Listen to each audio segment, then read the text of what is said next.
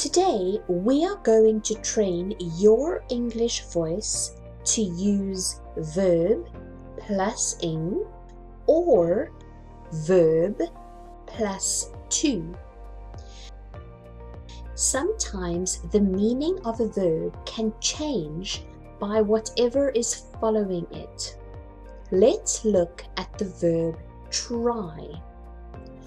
So have a look at the sentence structure.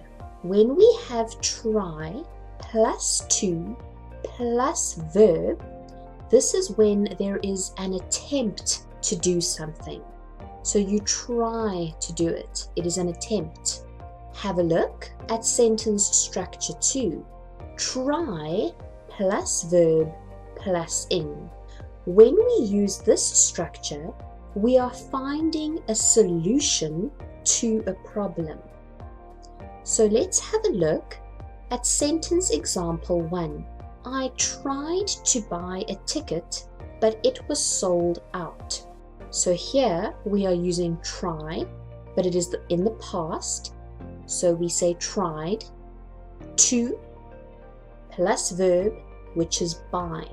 So this was an attempt to do something. It was an attempt to buy a ticket.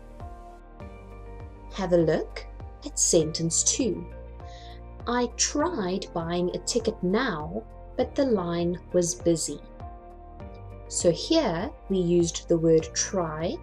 We used it in the past tense. So it's tried plus verb plus ing, buying. This sentence is trying to find a solution to the problem. The problem is that you do not have a ticket. So we are trying to find a solution. I tried buying a ticket now, but the line was busy. Let's have a look at another example. I tried to call her, but her phone is engaged. I tried to call, so I attempted to do something, but her phone is engaged. I tried calling her again, but the phone is still engaged. Here I am attempting to find a solution to the problem. The problem is that I cannot get through to her because her phone is engaged.